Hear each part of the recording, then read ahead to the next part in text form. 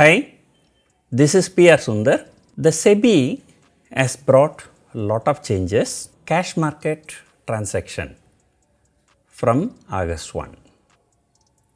So, let me explain that first. Normally, in all other market, you buy something. When you buy something, you have to pay the money. And once you bought, you can freely sell them. You buy gold, then you can sell the gold. You buy the silver, you can sell the silver. Only for buying, you need the money. While selling, you don't need the money. But what the funny thing has happened now with the new SEBI rule. You want to buy 100 shares of Reliance Industries, you have to pay the money, and after you have bought and you want to sell the shares, you still must have money in your account for selling the shares. So, this looks really funny, and let me show you why that happens and how that happens. First thing is that people buy for intraday or people buy for delivery. Now, so many brokers, they give 10 times, 20 times, 50 times, 100 times intraday limit for buying and selling for intraday. So, now the SEBI has put a break on that. How many times a leverage a broker can give? It's not standard for all the stocks. It differs from stock to stock. And I'm going to show you two examples. Let us say you want to trade in Reliance Industries. So, you click on the Reliance Industries and this share is trading around 2,100 rupees. And you click here and you can see value at risk margin is 17.91. Index were nothing. Value at risk margin is 17.91. Same, it is repeated. Extreme loss margin is 3.5%. Adak margin is 0.7. So, the total margin put together everything 22.11, which means that you want to trade 100 rupees worth of Reliance Industries, then you should have 22 rupees 11 paise in your account as the margin money. So, this works out to be roughly about 4.5 times. So, you want to trade intraday for buying or selling, you should have this much money in your account. You want to buy for delivery. Normally what happens? We call the broker, we ask him to buy the shares, we pay the money tomorrow. But from now onwards, that's not possible. You want to buy 100 rupees worth of Reliance Industries shares. Before placing the order, 22 rupees 11 paise must be there in your account.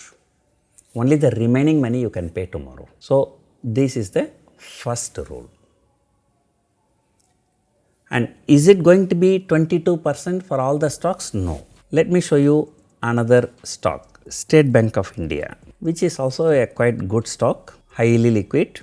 And you look at the VAR, VAR margin is 18%, extreme loss is 3.5%, Adak margin is 12.8%.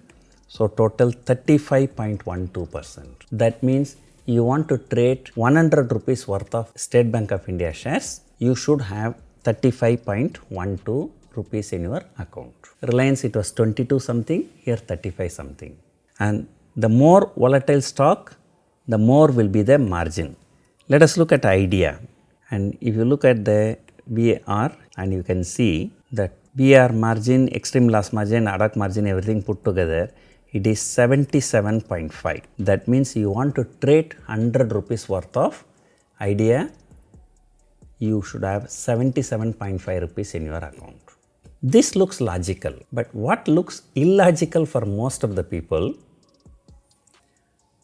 I already bought 100 shares 10 days before.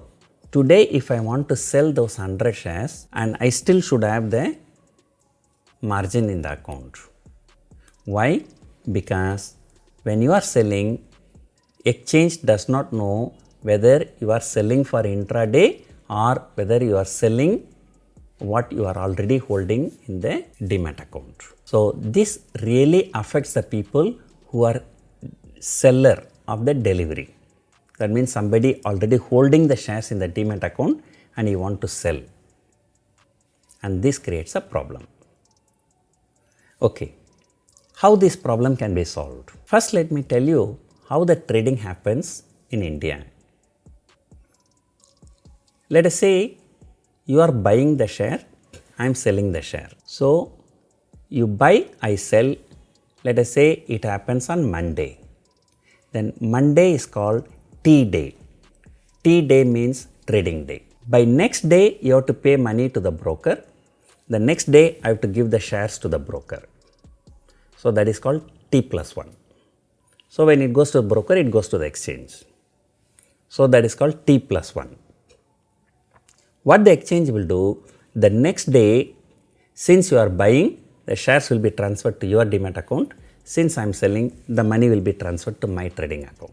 That is called T plus 2. So in India, the trading settlement is called T plus 2 settlement. Exchanges have another provision.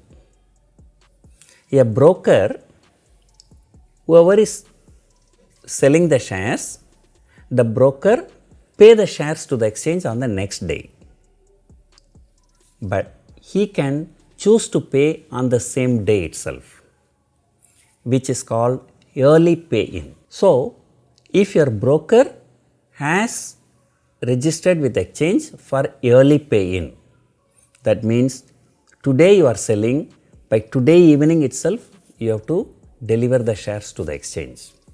And if that happens, then there is no need for this minimum requirement.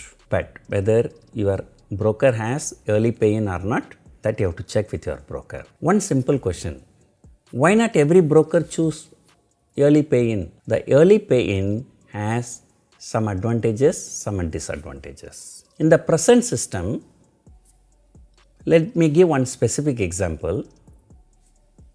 I bought 100 shares of Reliance, which actually I sold it after some time and which I forgot. And today, by thinking I am already having 100 shares in my Reliance Industries shares, today I sold it.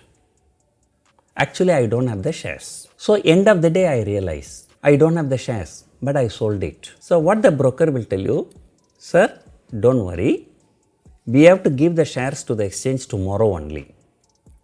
And what I will do, tomorrow morning, there is something called auction market. I will buy the shares from the auctions market, and when you buy the shares from the auction market, the shares will be delivered on the same day and I will give that as a delivery for you. So there is nothing to worry.